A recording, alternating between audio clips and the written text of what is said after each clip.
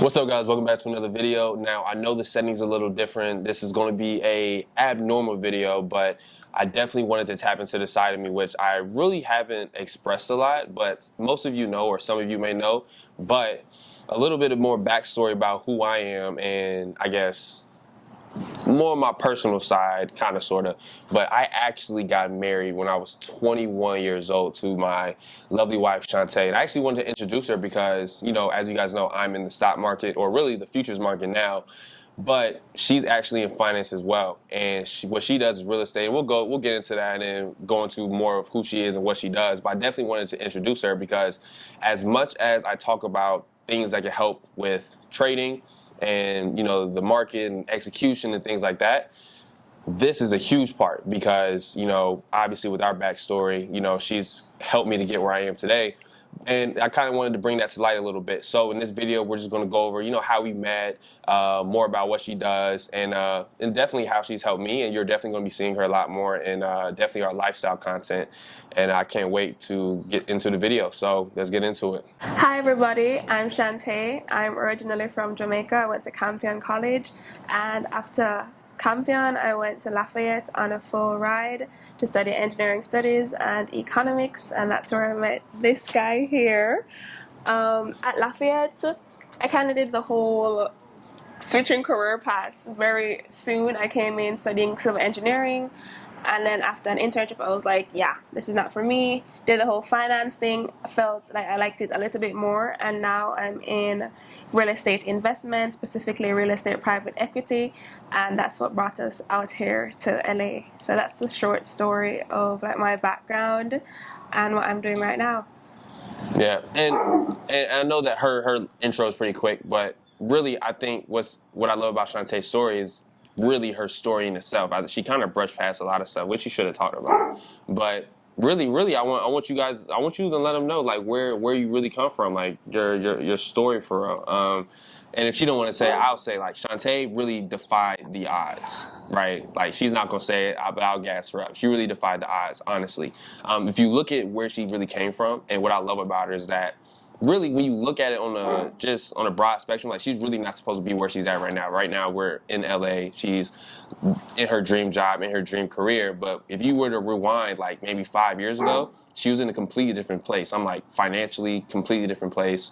I'm talking about, yeah. And I'll let you tell it. But I don't think that's something that we should necessarily just go by in your introduction because it's who you are really. Yeah. And I want them to know like that's real talk. Like Shantae was not somebody who was the most fortunate in the world, for sure. I mean, third world country. You know, is that accurate? Yeah. But let's just say, let's cut it before we get into the whole third world thing. Okay, maybe I was being I want to give us quick synopsis. I don't want to just blurb out everything in one go, but like if we were getting into more of the details. So I grew up in Portmore, Jamaica. We got everybody from Portmore, and I grew up with my mother, and after 14 years she decided to have another child. So I was an only child for quite a bit, but then I got my little sister Natalia, and really and truly education is what I'd say has gotten me where I am today. When I went to high school, I didn't even know where the high school was. All I knew was that the brightest in the nation went there. I did well on the exam to go there, and when I was like towards the end of my high school tenure, I knew I wanted to study like in college and everything, but where was that money going to come from? No idea. And the thought of studying abroad didn't even come into my mind until later. And I knew it took a lot in terms of like the whole process, the whole SAT stuff. I wasn't familiar with the entire process, but I was able to get a scholarship to go to this program that could kind of help me to go to college abroad.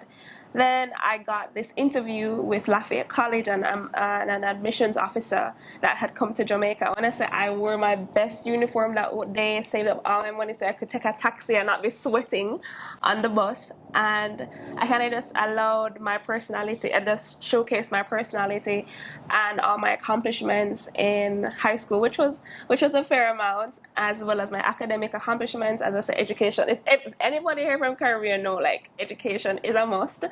And after that, I pretty much secured a full ride to study abroad. I didn't even know where the first time was going to come from in terms of like plane fare or anything like that, but God is good, and here we are. So then I went to college, full ride.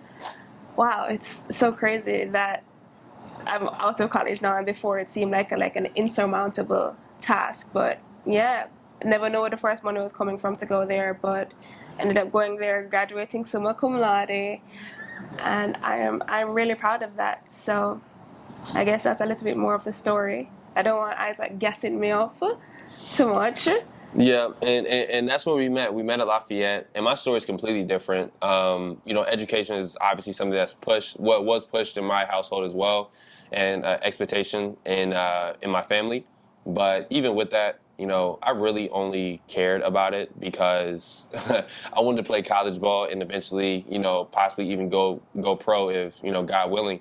And I'm not going to get into the whole education thing. Right, let's not get into that because I know how you are. But honestly, like if we're looking at our stories, like my education for me was like a passport out of where like I went to like extreme poverty, but really we didn't really have a lot. For me to even attend high school, I had to get scholarships to pay my school fee.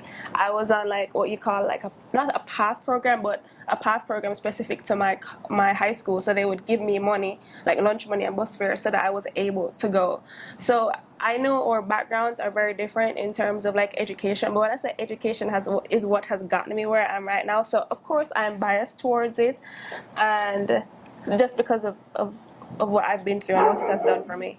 No, that's why I kind of stopped talking about how useless college was because of people like your story who really couldn't make it out their situation unless they had, because education was the only way. So that previous perspective of mine was ignorant because I didn't really know anybody who needed it for your reason. So that's why I kind of just stopped saying that because obviously if there are people who like yourself, if it wasn't for education, you'd be in Jamaica probably. But yeah, just if we look back and be real about it. So I kind of stopped saying that. But for me personally, education, it was important. But for me, I didn't really see the point in a lot of stuff we were learning. I was always like that. Shout out to Miss G. She was my math teacher, and we're still really close to this day. But I used to question everything we learned in her class. Everything. I mean, Miss G, I love Miss G to death. But Miss G, trapezoids. Okay, can we equate this to a dollar bill in some way? If not, then Miss G, what are we doing? Pythagorean theorem, obviously that's actually one of the useful things, because they use that in different professions. But for me personally, I knew I didn't want to go there. And then, I took astronomy. I'm like, you know what? All this is great.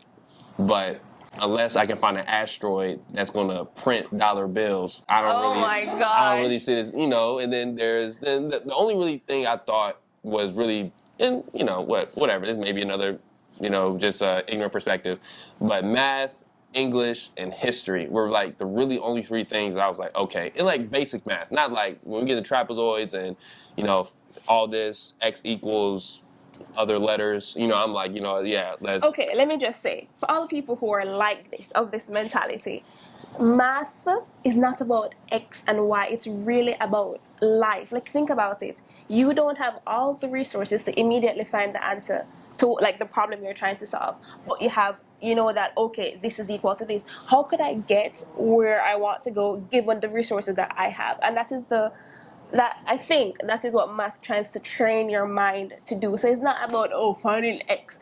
No, it's using what you have to get where you want. Look, I'm not trying to explain what it is. I'm just saying my perspective back then. Like, okay. you just brought me all the way back. I was thinking, like, whenever she's finished,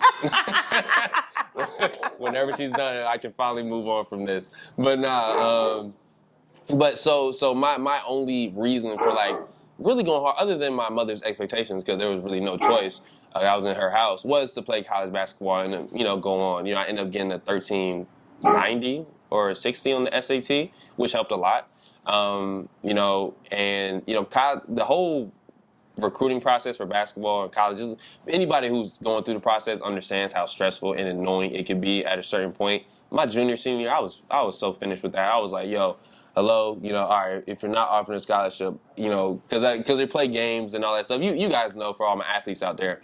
But long story short, in that regard, I ended up going to, it was between Drexel University, in Lafayette College. And I ended up choosing Lafayette College because I thought it was a better fit athletically.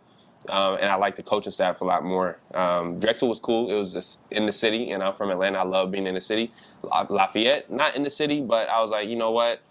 I'd rather, if basketball is what's important to me, I'd rather have a better fit basketball-wise than location. Because Lafayette's in the cold. I mean, Drexel's in Philly, so it gets cold there, but, Eastern Pennsylvania, it gets ridiculous. But that's why it ended up being Shantae. And pretty much we won't go through, we met orientation and stuff like that. I won't even go through all that, but we ended up, we ended up getting together. I want to say it was November 1st, 2018. So it was about 2 months into, about 2 months into college, and we've been together ever since. And midway through sophomore year, I ended up transferring from Lafayette. I went from Lafayette and then went back home. I transferred out because I was like, you know what? I'll keep my eligibility, just transfer to a new school. Things were working out. It is what it is. I went back home to Charlotte. At the time, that's where my uncle was, where, we hooped. He's the one who trained me to even get to the place I was athletically. And during that time, I was always, even at Lafayette, I was always trying to make money. I remember I don't know if you remember this, but I was trying to create e-commerce stores while, like, after practice or before practice, and I would actually pass out flyers. Yeah, with the dog food. Yeah, it was like some type of like a e-commerce store for pets or something like that. And so I was passing out flyers. I didn't really know much about marketing then, but I was passing out flyers door to door. And I remember my coach called me one time. He was like, "Isaac, what are you doing?" I was like, "Oh, I'm looking for a teammate house." And it was a teammate house right there. I was like, "Oh, there it is." And as I'm going, and he kind of gave me a side eye. He was like, "All right," I was like, no, okay. And I remember another one of our entrepreneurial pursuits. Remember when we made food and like sold it in Portlock? That was our first thing we did together. Do you remember that? Yeah, and like we bought like chicken and rice, and like I made the food, like it was curry chicken and rice, and we also bought like pie and everything. I think we made like $150 profit, and I felt so rich. I'm like, yo. Oh yeah, that was a lot of money back then.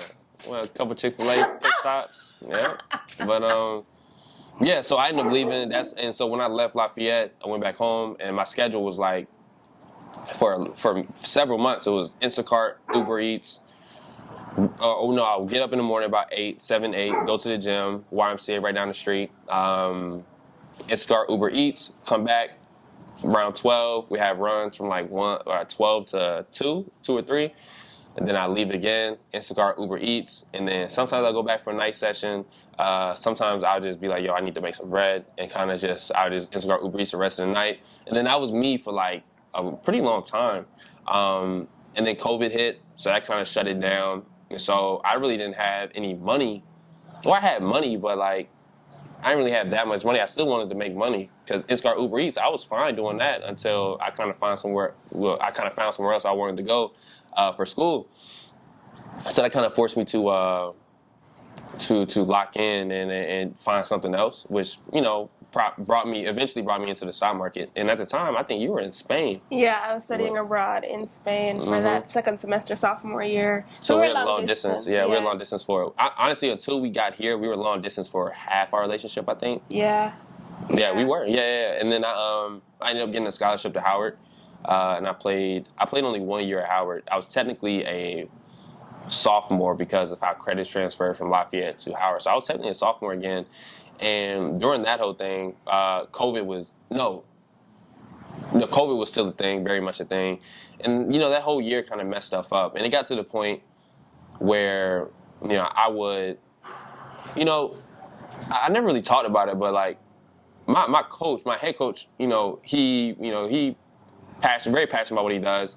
I think he was crazy still, very crazy, but that's a whole nother story. But, there was I think, I ended up dropping out of Howard, I think I would have stayed had my head coach been more supportive of what I was doing. Because at the time, by the time we got there, I was making money. I was losing money, actually, spending 40 hours a week on the court, right? But there'll be some days I come into practice, I made $8,000 a day. And, everybody, so I got an abnormally positive attitude when we running sprints. You know what I mean? Or whatever. And I don't really, and I was on social media a lot, promoting what I was doing. But it really didn't affect my love for the game because I still was very serious about it. Trust me, my teammates know I was busting their ass every day. They know what it is. But I'll get some texts about that. But the thing was, like, I remember my coach would say, like, yo, like, y'all don't need to be partying and, focus up on something, build your social media brand because, the NIL stuff is coming out. We're starting to be able to get paid for brand partners. They were talking about that at the time, and it ended up coming true, a couple months later. But, it was a thing where he never really liked it, and I don't know what he didn't like about it because I was making money, and it wasn't like I was showing up to practice late. I was on time, early. Every lift out, I was a part of the team. I hoop, like I'm a hooper, you know what I mean? And I remember our last conversation before the season ended, because we ended early because of COVID, and he had said, man, you're talented, one of the best offensive players, we had, yada, yada, yada. And then he said the last thing he said was, but next year, man, I really want you to just focus on basketball, and that's it. And I was like, and at that moment, like, I didn't say nothing. I was like, yeah, I got you, coach. But at the moment, I was like, man, I don't even know if I want to do that.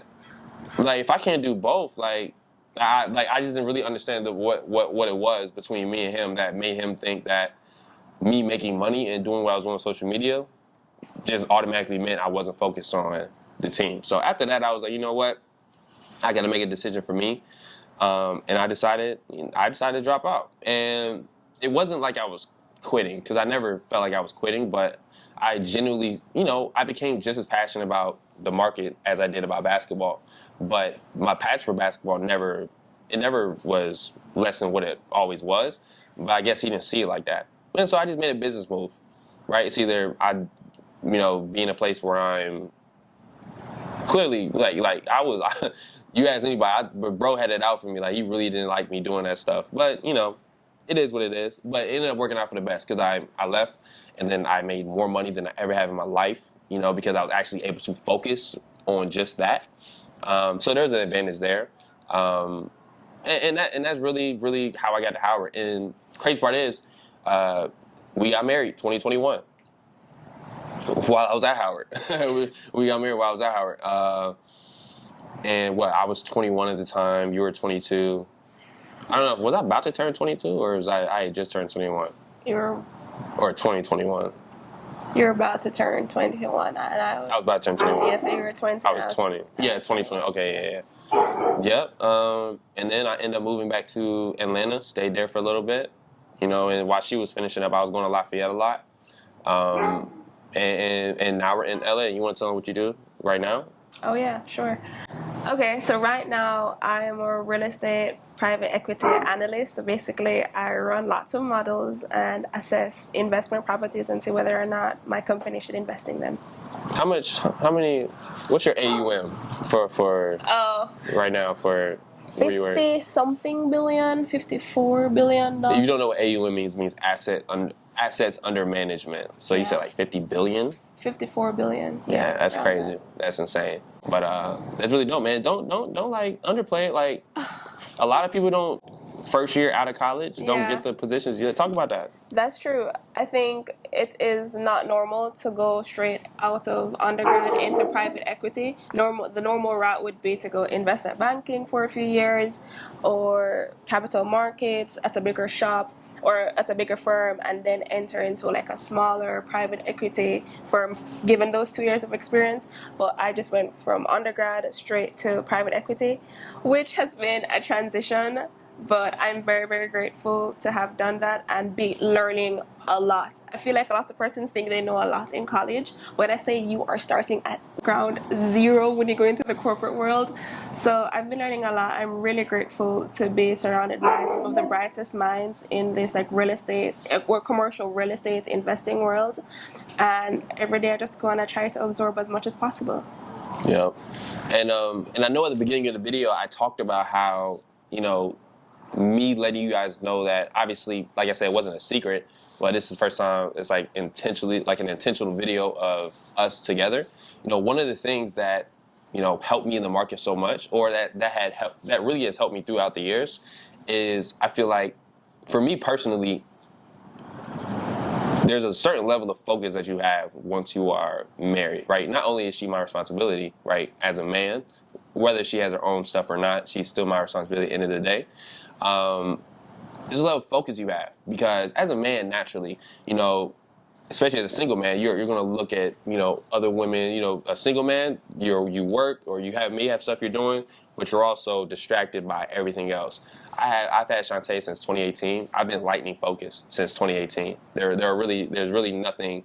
You know, I don't have to. I'm not scrolling through Instagram seeing who I can DM. You know what I mean? I'm not. You know, Instagram is a platform that I use to, you know, showcase what I do and help other people. Right? I don't go to the clubs with the intention of, you know, hopefully taking somebody home, right? That's not what I do, right? We don't even go to clubs, first of all. Yeah, I know. That's not even what I do anyway. I'm not even a party guy.